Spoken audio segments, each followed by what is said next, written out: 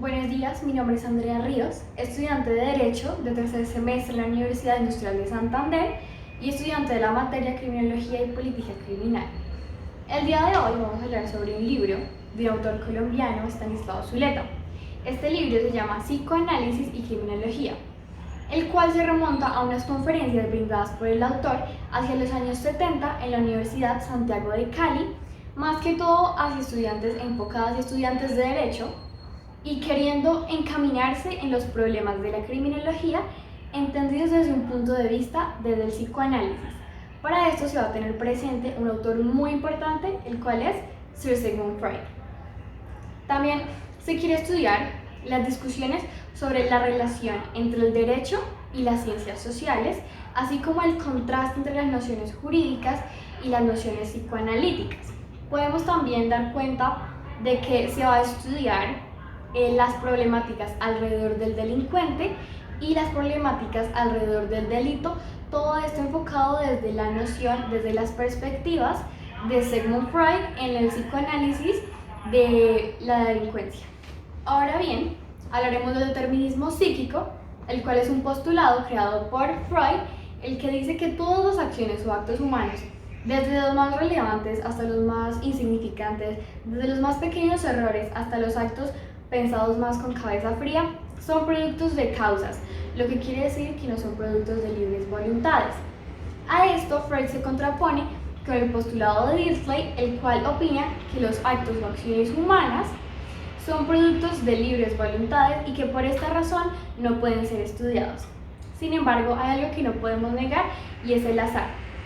El azar es cuando dos causas independientes se encuentran en un momento determinado. Y bueno, ahora bien hablaremos del determinismo orgánico,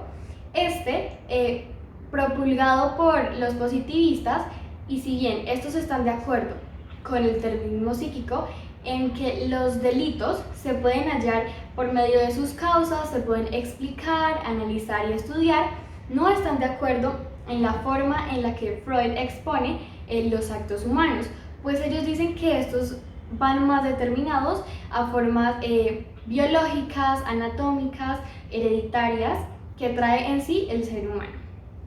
Ahora vamos a hablar un poco más, ahondar un poco más en el determinismo, y nos damos cuenta que hay un postulado muy importante, el cual es que los seres humanos no son naturalmente seres sociales, como si vendrían siendo los animales, puesto que cuando nacen deben adaptarse a vivir en esa sociedad, deben adaptarse a la lengua, deben adaptarse a ciertas costumbres, restringirse y cohibirse de hacer o vivir ciertas cosas. También podemos decir que todos los actos humanos, las causas de los actos, están relacionadas con el entorno social e histórico que ha vivido la persona y que ha marcado en su inconsciente ya sea una buena o mala opinión o forma, pero que ha quedado en y que va a determinar en el futuro algunas causas que puede tener. Y muy importante, dos líneas en las cuales se dividen las causas del determinismo, una que es la psíquica y otra que es la orgánica. En la psíquica, esta tiene un trasfondo histórico, un trasfondo social y cultural, y la orgánica es más de actualmente, cómo se ve actualmente el organismo y causas que se producen debido a este. Ahora hablaremos de la noción de culpa. El autor Estanislao Zuleta propone que la noción de culpa, dolo y libre albedrío están estrechamente, radical y necesariamente interrelacionadas. Él dice que la culpa proviene del libre albedrío y que a su misma vez esto es muy importante en la religión, ya que propicia que se genere un pecado. Haciendo un análisis entre la religión y la parte jurídica de culpa y dolo, podemos ver cierta relación en la estructura que se da y también en ciertas similitudes que vamos a nombrar más adelante. Entonces, la culpa es un hecho que se pudo haber prevenido, pero sin embargo no se hizo ni con voluntad ni con intención de que causara ciertos efectos. Y el dolo es un hecho que se pudo haber prevenido, pero que se hizo con la intención de causar ciertos efectos, con toda la voluntad, el pleno conocimiento de realizar estos actos. Se dice que hay como una relación un poco extraña entre la religión y esta parte jurídica, puesto que se hace un análisis más o menos equiparable entre la noción de pecado mortal y pecado venial, puesto que el pecado venial no se hace ni con conocimiento ni con voluntad, y el pecado mortal se hace con pleno conocimiento. También estas dos se encuentran relacionadas, puesto que cada cual, dependiendo de su ámbito interdisciplinario, tiene un obstáculo. Tiene un obstáculo puesto que las dos tienen leyes jurídicas o religiosas que van a generar ciertas penas o castigos. Y también podemos tener en cuenta que esta estructura jurídica se relaciona mucho o tiene mucho que ver con la estructura religiosa, de la cual el psicoanálisis no está de acuerdo y no puede llegar a intervenir, puesto que el psicoanálisis es una ayuda para averiguar las causas, investigar el porqué de los delitos bajo sus propios lineamientos, puesto que ellos no tienen el poder de decir si una persona es culpable o no. Ahora hablaremos sobre el inconsciente. El inconsciente fue fundamental y muy importante para esta época, un concepto generado por Freud, el cual tuvo mucha controversia para la cultura, no solamente en la religión, sino también en ciertas doctrinas evolucionistas, como lo fueron la filosofía, la sociología, la antropología y la psicología. Entonces, esto tuvo muchísimas críticas por parte de filósofos, unos reconocidos como Jean-Paul Sartre y el Dr. Hesnard. Sin embargo, estos salieron a decir años después que se sentían un poco ignorantes sobre el tema y a avalar todo lo que estaba proponiendo Freud.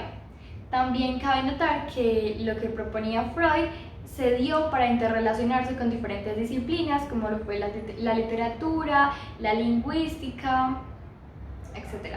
También tenemos el concepto claro de qué es el inconsciente, y son hechos o acciones que han ocurrido en el pasado y que han marcado un hecho fuerte, ya sea positivo o negativo, en nuestro inconsciente. Eso no quiere decir que estén perdidos. Lo que pasa es que estos siempre están ahí y algunos los recordamos frecuentemente, otros los recordamos en ciertas ocasiones.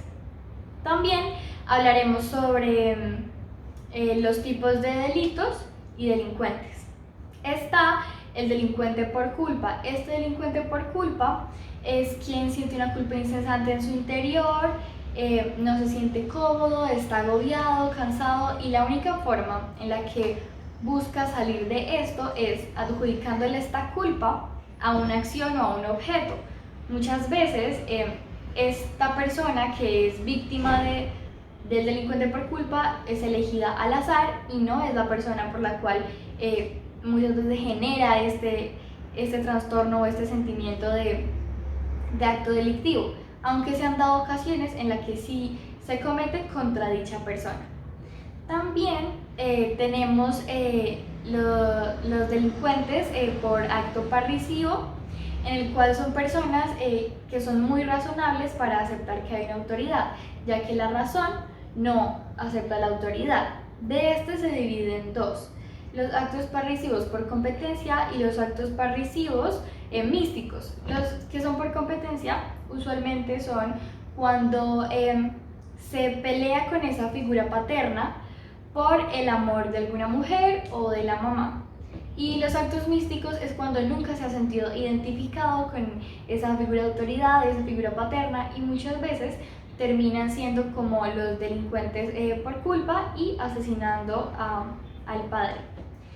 La prohibición del incesto. Esta prohibición del incesto de esta se deriva del complejo de Edipo. Y el complejo de Edipo muchas veces se lleva a la vulgarización y a pensar que el niño quiere matar a su papá y acostarse con su madre. Pero esto va más allá y Freud busca las estrategias y análisis para ver este problema y cómo las dos figuras paternas han afectado en el individuo.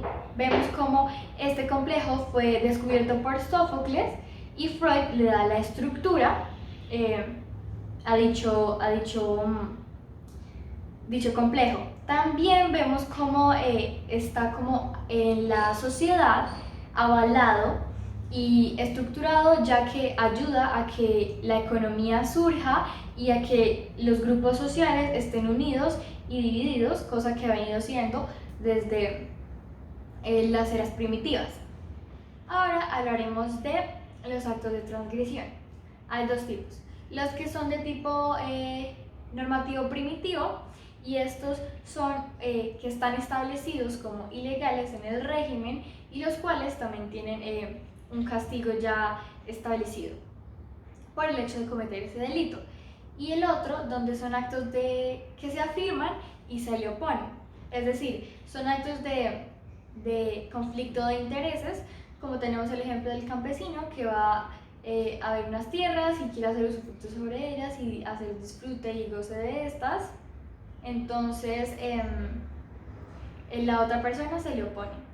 Ya que hay dos tipos de delitos diferentes, se dice que no se puede generalizar en cuanto a la noción de delito, porque se podría incurrir en una falta, ya que hay ciertos casos específicos y diferentes a esto.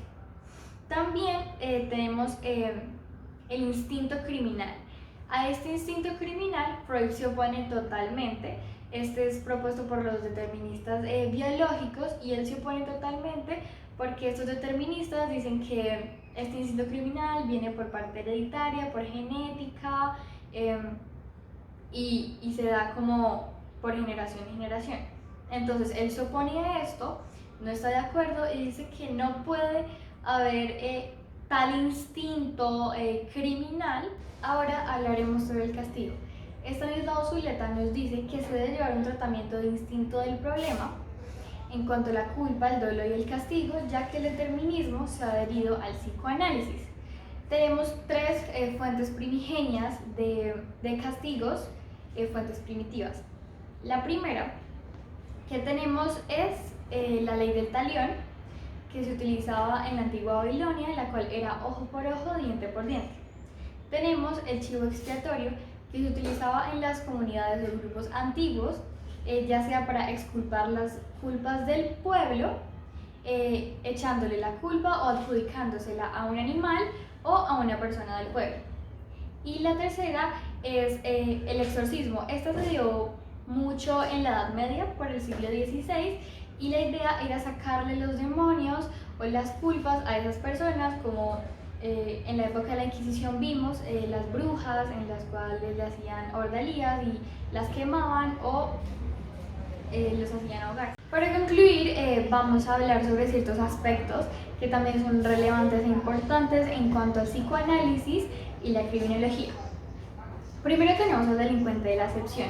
El delincuente de la acepción es esta persona que siente que sobre sí ha caído algo injusto y que la culpa es externa o la tienen los demás, ya sea alguna patología hereditaria o algún defecto físico. Ellos sienten que es injusto, pues no han hecho nada, y esto justifica sus acciones delictivas.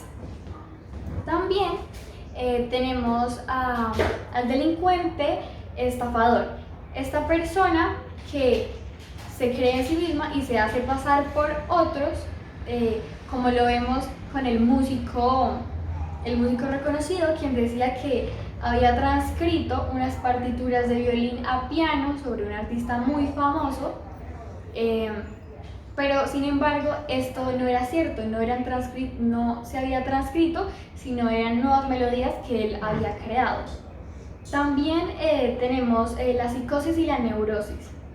Entonces estas dos se diferencian en que en la psicosis se encuentra la paranoia, se sienten delirios de persecución y se siente como la proyección de esas representaciones y afectos propios en los demás. La diferencia entre estas es que las personas psicóticas no sienten que estén actuando mal o no sienten que tengan algún defecto o alguna cosa mala en su mente, y las personas neuróticas saben que hay algo mal en sí mismos, pero no saben cuál es la raíz o de dónde radica ese hecho negativo. También podemos ver el estudio de estos actos simbólicos o compulsivos, los cuales son la piromanía y la cleptomanía. En la piromanía la gente siente esa impulsión, esa necesidad de ver fuego, de prender fuego porque lo ven de una forma diferente, es algo que no pueden controlar. Y los cleptómanos asimismo también, pero es robando cosas, muchas veces sin la necesidad de hacerlo, simplemente llevándoselas porque es algo impulsivo, algo que no pueden controlar. En conclusión, se mostraron cómo por medio del psicoanálisis se ven las diferentes formas de tratar los problemas respecto a la delincuencia y cómo se hace la diferenciación de tratamientos entre el derecho del psicoanálisis en cuanto a las nociones de culpa, dolor, castigo. Muchas gracias.